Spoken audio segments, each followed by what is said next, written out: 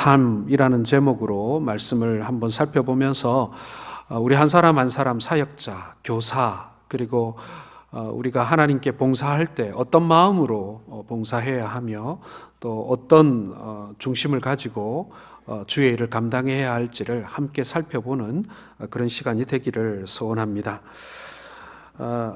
지금은 전쟁 때문에 많이 갈 수 없지만 우리 한국 사람들이 러시아로 여행을 참 많이 갑니다. 특별히 그 부산에서 배를 타고 갈 수 있는 블라디보스톡에 굉장히 많이 여행을 가서 관광도 하고 그리고 또 깨도 먹고 막 그러고 돌아오시는데 요즘에는 그 여행을 하기가 어렵다라는 얘기를 들었습니다. 이 러시아를 방문하는 관광객들에게 가장 인기 있는 선물 중에 하나가 나무로 깎아 만든 무 모양의 인형입니다. 사진 한번 보여주시죠.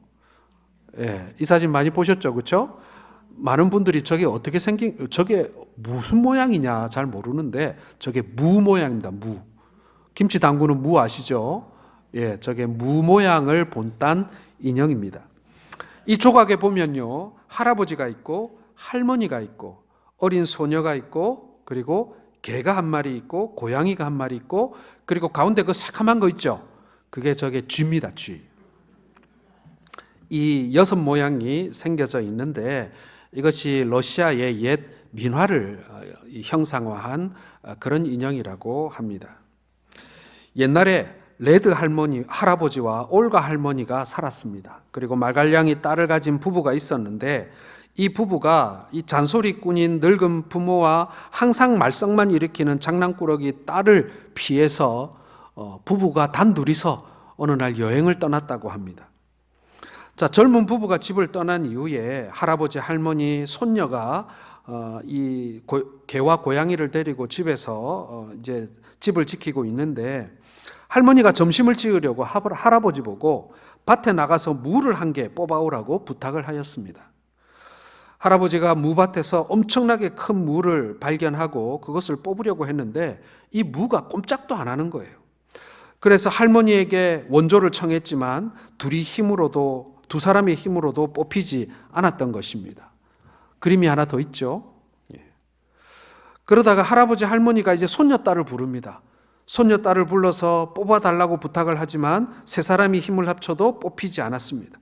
그래서 집에서 놀고 있는 개와 고양이까지 부른 거예요. 그렇게 해서 할아버지, 할머니, 손녀딸 그리고 개와 고양이가 매달렸지만 그러나 모두 허리를 잡고 한 줄로 서서 힘을 모았는데 무가 뽑히지 않는 거예요. 저 무 그림으로 봐도 엄청 크지 않습니까? 이때 고양이가 할아버지, 할머니에게 이렇게 제안을 합니다.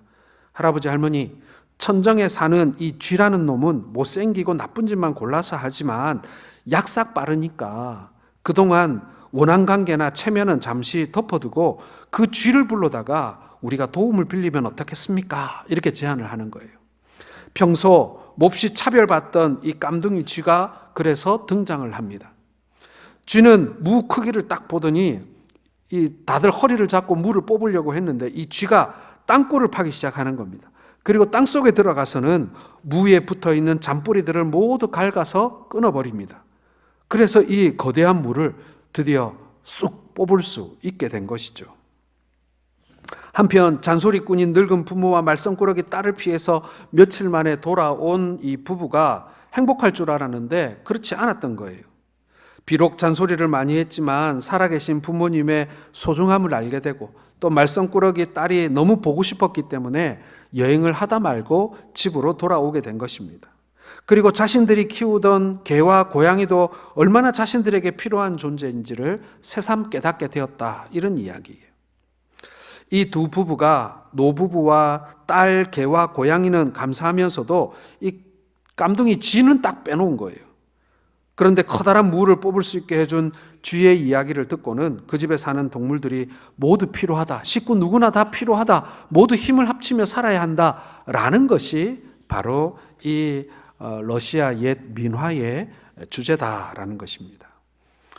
이야기의 교훈이 그거예요. 누구나 다 필요하다, 힘을 다 모아야 한다, 그런 뜻입니다. 남을 외모나 행동으로 판단하거나 얕보거나 차별해서는 안 된다라는 이야기예요. 각자의 차이점을 인정해주고 조화를 이루어야 한다는 얘기입니다. 행복이라는 것은 남과 떨어져 존재하는 것이 아니라 하나의 조화를 이루어서 자기를 희생할 때 얻어진다라는 그런 교훈인 것이죠. 이게 러시아 사람들의 정신 속에 지금도 면면이 이렇게 전해지고 있다. 그것이 아마도 러시아적 뭐라고 할까요? 이 덕목이다. 또 이렇게 민족성을 이루는 기반이다. 이렇게 볼 수가 있는 것입니다. 오늘 본문은 예수님께서 비유로 하신 말씀인데 이 비유에 두 사람이 등장합니다. 한 사람은 바리새인이고 한 사람은 세리입니다. 이 두 사람은 모두 기도하러 성전에 올라가게 되는데, 그런데 이들이 기도를 마치고 성전에 나올 때 한 사람만 하나님께 의롭다함을 인정받았다라는 이야기입니다. 오늘 우리는 하나님께 인정받는 믿음을 소유하기 위해서 이 두 사람을 자세히 관찰해 볼 필요가 있습니다. 우리가 열심히 교사로 일하고 그리고 우리가 열심히 교회에서 봉사를 하였는데 우리가 인정받아야 되지 않겠습니까? 다른 사람도 아니고 바로 우리 주님께 우리가 인정받을 수 있어야 우리가 봉사한 보람이 있지 않겠습니까? 겉보기에는 바리새인이 칭찬받을 만한 신앙을 소유한 것처럼 보였지만, 그러나 오히려 인정받지 못하고 그리고 사람들에게 멸시받는 세리가 하나님의 인정을 받았다라는 이야기입니다. 그렇다면 오늘 우리가 하나님께 칭찬 듣는 신앙생활을 하려면 어떻게 해야만 하는 것이겠습니까? 오늘 말씀 속에서 그 교훈을 발견하기를 원합니다. 첫 번째로는 여러분, 다른 사람과 비교하여 우월감에 빠지지 말아야 합니다. 특별히 교사로 혹은 교회 안에서 여러 봉사의 직분을 감당하는 직분자들에게 있어 가장 무서운 함정이 이것입니다. 스스로 우월감에 빠지는 것입니다. 스스로 내가 더 쓸모 있는 사람이고 그리고 내가 더 유익한 사람이라는 생각을 가지게 되는 것입니다. 자, 오늘 11절 상반절을 한번 읽어보겠습니다. 시작. 바리새인은 서서 따로 기도하여 이르되 하나님이여, 나는 다른 사람들 곧 토색, 불의, 간음을 하는 자들과 같지 아니하고. 예수님은 자기를 의롭다고 믿고 다른 사람을 멸시하는 사람에게 이 비유를 말씀하고 계시는 겁니다. 우리는 은근히 자신을 다른 사람과 비교하기를 좋아합니다. 내가 우월하다고 생각되면 우쭐해지고 내가 못하다고 생각되면 한없는 열등감에 사로잡히는 것이 우리의 모습입니다.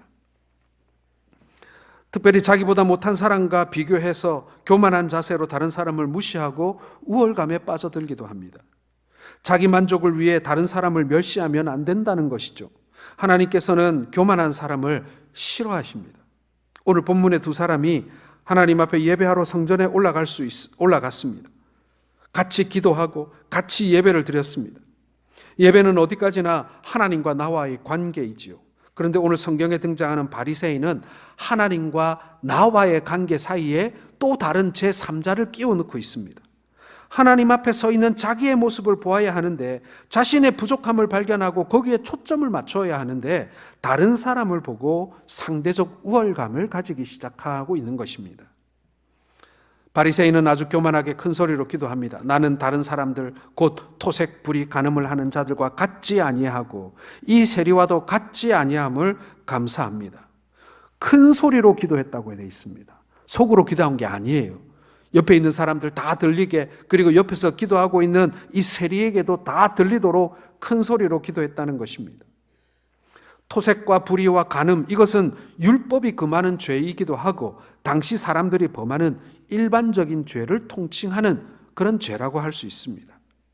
바리새인은 스스로 그런 유혹을 잘 극복한 것 같습니다. 그런데 옆에 있는 세리를 볼 때 그도 토색과 불의와 간음을 저지른 죄인처럼 여겨진 것입니다. 나는 더러운 죄를 범하지 않았고 저 사람과 같지 않았습니다 라고 기도하고 있는 것입니다. 바리새인은 그렇게 다른 사람의 죄를 드러냄으로 인해서 자신의 의로움을 과시하고자 했던 것입니다. 이것이 오히려 하나님 보기에 악했다라는 거예요. 자기와 하나님과의 관계에 있어서 하나님이 나를, 내 중심을 감찰하시는 분이다 라고 하면 하나님만 알아주시면 되잖아요. 하나님만 알아주시면 다 되는 거잖아요. 그렇죠? 그런데 오늘 이 바리새인은요, 다른 사람의 죄를 드러냄으로 말미암아 자신이 상대적으로 더 우월하다는 것을, 더 의롭다는 것을 사람들이 알아줬으면 좋겠다. 아니, 사람들이 알아야 한다. 그렇게 생각하고 있었다라는 것입니다. 그것을 하나님이 보시기에 악하게 보셨다라는 거예요. 하나님께서 왜 바리새인을 의롭다고 인정하지 않았겠습니까? 그것은 세리의 더러운 죄보다 더 무서운 것이 바로 그 바리새인 가운데 도사리고 있는 교만이라고 하는 마음이었던 것입니다. 그 마음속에 도사리고 있는 교만이라고 하는 그것이 세리가 밖에서 범하고 있는 죄보다 더 심각하고 더 끔찍한 죄라고 하나님께서 보셨다라는 거예요. 교만에는 육체적 교만이 있고 소유적 교만이 있고 지적 교만이 있고 신분적 교만이 있습니다. 그 중에서 제일 무서운 것은 영적인 교만입니다. 영적 교만이라는 것은 나는 너보다 더 잘 믿는다. 나는 너보다 더 경건하다. 나는 너보다 더 의롭고 깨끗하다. 여러분, 이 마음이 얼마나 더 무서운 죄가 된다라는 것을 우리는 알아야 합니다. 특별히 이 바리새인은 그런 생각을 속으로만 넣어두지 않고 큰 소리를 내며 비난했다라는 것입니다. 나는 다른 사람들 토색 불이 가늠하지 않는 가늠하는 자들과 같지 않다. 이 세리와도 같지 않다. 왜 남하고 비교하고 왜 남을 정죄합니까? 그것은 남을 정죄함으로 자신의 의로움을 과시하고자 하는 악한 마음 때문 아니겠습니까? 우리는 남을 함부로 판단하지 말아야 합니다. 남을 판단하다 보면 자신도 모르는 사이에 교만의 죄를 범하고 마는 것입니다. 우리가 다른 사람에 대해서 자기 관점을 비교해 내 경건이 더 위에 있다고, 내 의가 더 위에 있다고 생각하는 우를 범해서는 안 된다는 것입니다. 내가 보기에 그 사람이 좀 부족해 보인다 할지라도 함부로 정죄하지 말고 겸손히 자신을 낮추고 다른 사람을 귀히 여기고 존경하려는 마음을 품어야 하나님께 인정받을 수 있다라는 것입니다. 사랑하는 성도 여러분, 우리가 열심히 일하는 것도 좋고요. 그리고 열심히 봉사하는 것도 좋습니다. 교회 안에서 유능하다고 인정받는 것도 좋습니다. 그러나 더 중요한 것은 무엇입니까? 내가 다른 사람과 비교하여 우월하다고 생각하지 않는 것입니다. 하나님과 나와의 관계 속에서 우리는 한없이 겸손해지는 것입니다. 그것이 여러분 하나님 나라의 원리예요. 세상과 같지 않습니다. 우리 직장에서는 어떻습니까? 자기 업무 성과를 잘 기록해 놨다가 그것을 가지고 연봉 협상도 하고 그거 가지고 진급도 합니다. 많은 사람들이 나의 업무 성과와 능력을 잘 알아야 합니다. 그래서 그걸 적극적으로 표현하기도 하고 비교하기도 해야 합니다. 그래야 출세할 수 있습니다. 성공할 수 있습니다. 그러나 교회는 그렇지 않습니다. 하나님 나라의 영적 세계는 그렇지 않습니다. 누가 인정해 주어야 합니까? 하나님이 인정해 주셔야 합니다. 그 말은 여러분 하나님만 아시면 되는 것입니다. 다른 사람의 허물이 드러나고 크게 보이고 우습게 보여도 우리는 멸시하지 말고 겸손한 마음을 품어 하나님께 옳다고 인정함을 받을 수 있기를 주의 이름으로 축원합니다. 여러분, 그것이 우리에게 얼마나 필요한 덕목인지 몰라요. 왜냐하면 교회가 세속화되고 있다라는 얘기는 뭐냐면요, 우리가 가지고 있는 성공의 기준도 세상을 따라가고 있다라는 것입니다. 여러분, 교회에서 성공하는 것이 무엇입니까? 밖에서 돈 많이 벌면 교회에서 성공할 수 있습니까? 밖에서 출세하면 교회에서 성공했다고 말할 수 있습니까? 그렇지 않습니다, 여러분. 저는 교회에서 신앙생활 하면서 교회 안에 장관도 계셨고, 그 다음에 부총리도 계셨고, 그 다음에 대법관도 계셨고, 은행장도 계셨어요. 그러나 그분들의 사회적 성공이 교회에서의 성공, 신앙에서의 성공이라고 한 번도 그렇게 생각해 본 적이 없습니다. 아니, 그렇게 보이지 않습니다. 저분이 아무리 밖에서 잘 나간다 할지라도 신앙의 관점에서 보자면 저분도 어떻게 보면 너무 불쌍한 사람인 것 같고, 그리고 여전히 실패하는 것이 보입니다. 여러분, 다른 사람과 비교하여 우월감에 빠지는 것, 이것은 하나님의 시선을 무시하는 것입니다. 하나님의 판단을 무시하는 것입니다. 하나님께서 어떻게 보실까? 세상 사람들이 그 사람을 평가하는 것 말고요, 하나님이 저 한 영혼을 보실 때 어떻게 보실까? 여러분, 우리는 그 눈으로 우리의 형제들을 바라보고 하나님을 바라봐야 한다라는 것입니다. 두 번째로 여러분, 사람을 의식하지 말고 하나님께 집중해야만 합니다. 자, 11절 하반절을 같이 읽겠습니다. 시작. 이 세리와도 같지 아니함을 감사하나이다. 이게 감사의 제목이 될 수 있을까? 이런 생각을 합니다. 우리는 하나님 앞에 나오는데 하나님보다 사람을 더 의식할 때가 많아요. 교회 예배를 몇 번 빠졌다고 생각해 보십시오. 그러면 하나님 뵙기에 미안한 마음보다는 사람들 보기에 더 부끄러워합니다. 은혜를 받고 눈물이 쏟아져도 마음껏 울지 못하는 이유는 하나님보다 사람들 보기에 창피하고 그것이 의식되어서입니다. 찬양을 부르다가 은혜가 되고 감동이 되어 하나님 앞에 손을 들거나 자리에서 일어나고 싶어도 사람들이 혹시나 비웃지는 않을까 의식이 되어서 성령의 감동을 억제하곤 합니다. 그러나 하나님 앞에 나와서 사람들을 더 의식하다 보면요, 하나님께 집중할 수가 없는 거예요. 하나님께로부터 쏟아지는 큰 은혜를 받을 수가 없는 것입니다. 사람들을 더 의식하는 우리의 모습을 하나님께서 보시고 섭섭해하지 않으시겠습니까? 오늘 본문에 바리새인과 세리가 함께 성전에 올라가 둘 다 같이 기도하고 있는데요. 그런데 이 두 사람 바리새인과 세리는 극과 극입니다. 유대 사람의 윤리를 한마디로 말한다면 거룩입니다. 그리고 거룩한 자 중에 최고가 바리새인이에요. 그리고 가장 낮고 천히 여기는 사람이 세리입니다. 이 두 사람이 함께 한 장소에서 같은 시간대에 있다는 것, 이것은 너무나도 극명한 대조를 이루고 있는 한 장면이에요.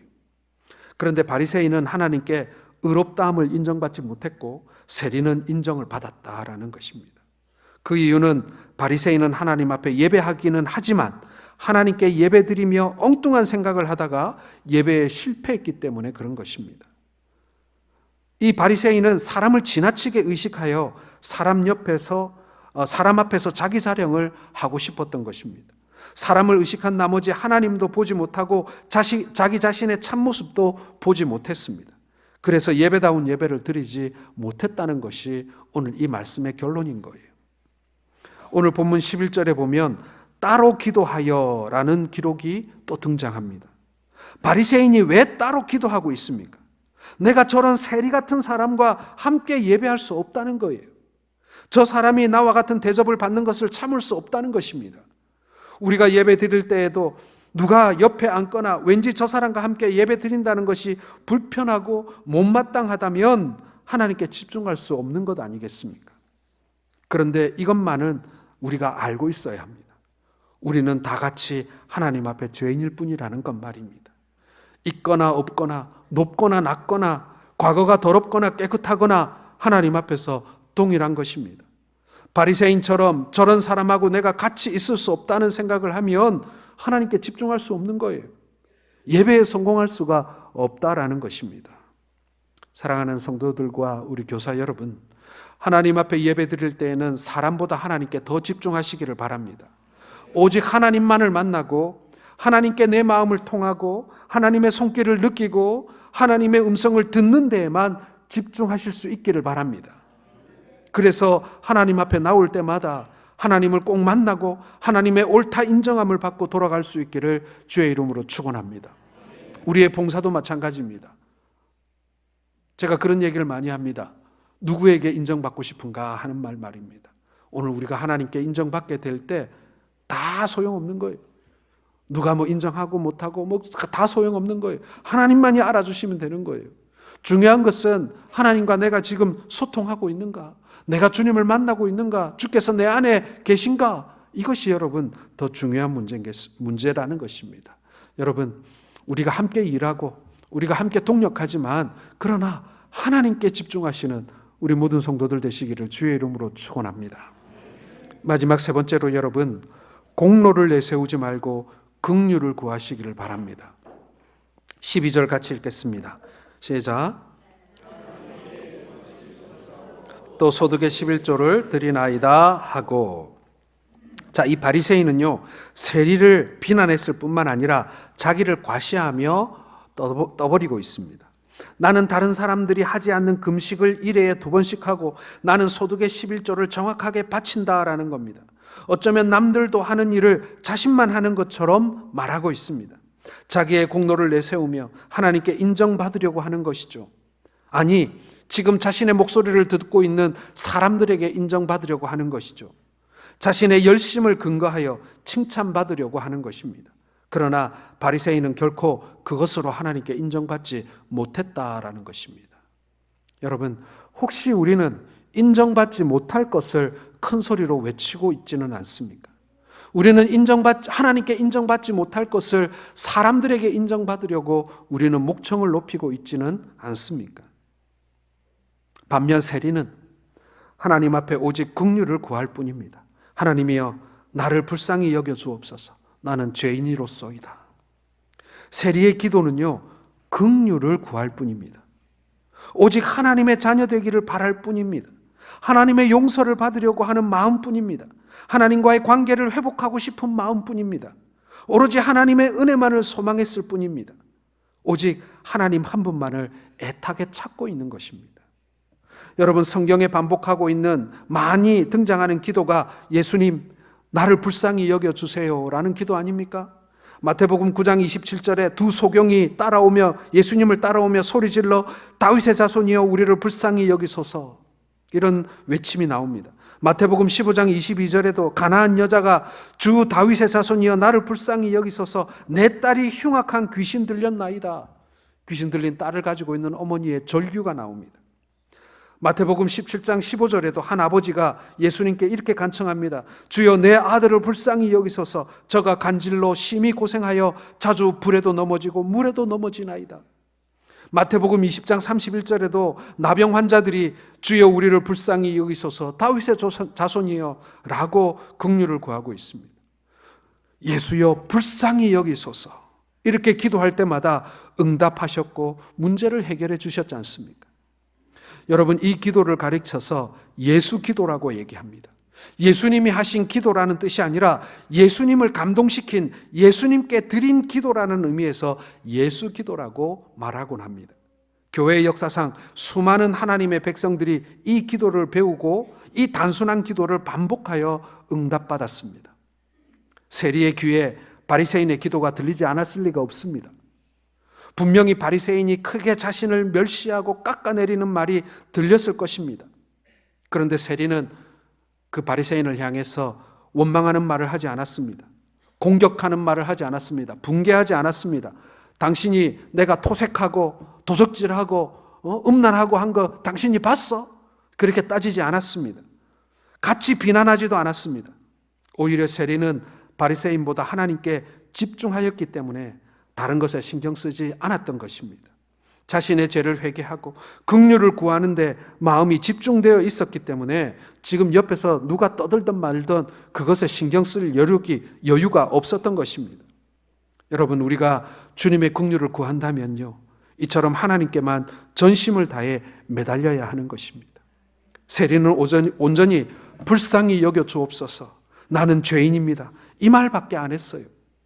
그랬더니 하나님께서 그를 의롭다고 인정하셨습니다.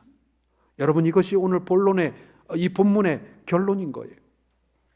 하나님께 인정받는 사람은 다른 사람이 아닙니다. 자신의 죄를 인정하고 고백하며 겸손히 긍휼을 구하는 사람입니다. 그런 사람이 인정받을 수 있는 것입니다. 내가 얼마나 많은 일을 했고 내가 얼마나 많은 것을 했고 그것을 사람들에게 인정받는 것이 그것이 아니라 자신의 죄를 인정하고 겸손히 긍휼을 구하는 사람 말입니다. 여러분도 하나님 앞에 자신의 죄와 연약함을 인정하고 긍휼을 구하고 용서함을 받고 의롭다함을 인정받으실 수 있기를 주의 이름으로 축원합니다. 바리새인과 세리의 차이가 무엇이겠습니까? 신앙의 자세입니다. 이들도 나름대로 자신의 일에 집중하고 살아갑니다. 바리새인도 바리새인의 일을 하고 세리도 세리의 일을 합니다. 세상 사람들이 이들의 두 사람의 차이를 규정짓고 그 두 사람이 한 사람은 의로운 일을 하고 한 사람은 부정한 일을 한다고 정죄할지라도 오늘 중요한 것은 무엇입니까? 하나님 앞에 가지고 있는 신앙의 자세입니다. 하나는 교만이고 한 사람은 겸손했다는 것이죠. 한 사람은 자기의 의로 충만했고 한 사람은 하나님의 긍휼을 구했다는 것입니다. 한 사람은 사람을 의식했고 한 사람은 하나님을 의식하며 그에게 집중했다는 얘기죠. 그 결과 한 사람만이 하나님께 의롭다함을 인정받았다라는 거예요. 사랑하는 성도 여러분, 우리도 신앙생활하면서 하나님께 의롭다 인정함을 받아야 합니다. 그리고 하나님께 인정받을 수 있다면 그것이 곧 우리에게 행복입니다. 그리고 우리에게 있어 가장 영광된 일입니다. 아니, 그것이 사실은 전부입니다. 누가 뭐래도 아무것도 아닙니다. 하나님이 나를 인정하시는데 사람들이 나를 우습게 여긴다 해도 속상하지 않습니다. 바리새인들이 세리를 소중한 존재로 여겼다면 그는 다른 인생을 살게 되었을 것입니다. 깜둥이 쥐까지도 필요한 존재로 인정하고 깨달았을 때에 감사할 수 있었던 것처럼 사실 우리에게는 모두 소중한 존재들입니다. 그런데 바리새인들은 그렇지 못했다라는 것입니다. 사랑하는 성도 여러분, 우리가 주의 일을 감당할 때 우리는 어떤 자세로 주의 일을 감당하고 있습니까? 우리가 하나님 앞에 예배할 때, 우리가 하나님 앞에 기도할 때, 우리가 하나님 앞에서 우리에게 부여받은 사역들을 봉사할 때, 여러분, 우리는 어떤 자세로, 어떤 신앙의 자세로 우리는 그 일을 감당하고 있으며 예배하며 기도하고 있는 것입니까? 바리새인들처럼 다른 사람과 비교하여 우월감에 빠져 있지는 않습니까? 사람 위에 사람 없고 사람 밑에 사람 없는데도 불구하고 내가 층을 지어놓고 내가 가장 그 꼭대기 층에 올라가고 싶어 하지는 않습니까? 바리새인처럼 사람을 의식하지 말고 하나님께 집중하실 수 있기를 바랍니다. 바리새인처럼 내 공로를 내세우지 말고 하나님께 긍휼을 구하시기 바랍니다. 여러분, 이것이 세상과 다른 그리스도인들의 삶의 방식이고 예배 방식이고 그리고 성공의 비결이라는 것입니다. 우리가 신앙인으로서 성공해야 합니다. 우리가 교사로서 그리고 우리가 봉사자로서 하나님의 사명자로서 하나님의 전도인으로서 우리가 성공해야 합니다. 그것만은 분명합니다. 우리가 영적으로 파산한 자 되어서는 안 됩니다. 우리가 영적으로는 반드시 성공해야 합니다. 그것이 여러분 우리의 인생의 여정에 있어서 유일한 목표이기 때문에 그렇습니다. 비록 우리는 세상에서 오르기도 하고 내리기도 하며 어려움도 겪고 성공도 반복합니다. 그러나 중요한 것은 우리가 결코 포기할 수 없고 실패할 수 없는 한 가지가 바로 그리스도인으로서 우리가 성공해야 한다. 영적인 성공을 우리가 간구해야 한다라는 것입니다. 우리가 교사로 봉사할 때도 교회 안에서 여러 모양으로 우리가 봉사할 때 잊지 말아야 할 이 한 가지, 우리가 바리새인과 같지 않고 혹은 세리와도 같지 않을지도 모르지만 그러나 우리가 어떤 모양으로 하나님 앞에 서 가야 하는가, 이것은 여러분 우리가 가져야 할 아주 중요한 마음이고 그리고 섬김의 자세인 줄로 믿습니다. 우리 하나님께 온전히 인정함을 받는 우리 모든 교사들과 우리 성도들 되시기를 주님의 이름으로 축원합니다.